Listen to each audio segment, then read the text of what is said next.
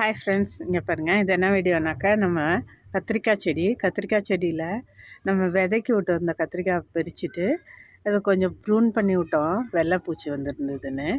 இங்கே பாருங்கள், புதுசாக தளிர் இருந்துச்சு. புதுசாக தளிர் வந்து மறுபடியும் பூத்துருக்கு. இங்கே பாருங்கள்,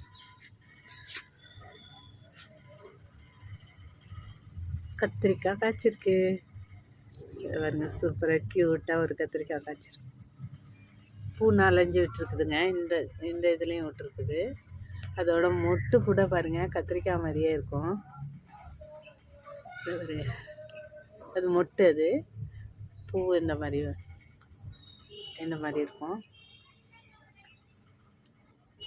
காய்ச்சிருச்சு.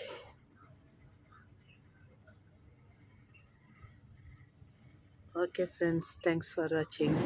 நிறைய பூ விட்டு மொட்டு விட்டுருக்கு கத்திரிக்காய் செடி. 2-3 வருஷத்துக்கு அது ஒரு செடி வச்சிட்டோம்னாக்கா அது வந்துருச்சுன்னா நல்லா இருந்து நல்லா தழுத்து பூத்து காய்ச்சிக்கிட்டே இருக்கும். ஓகே ஃப்ரெண்ட்ஸ், தேங்க்ஸ் ஃபார் வாட்சிங்.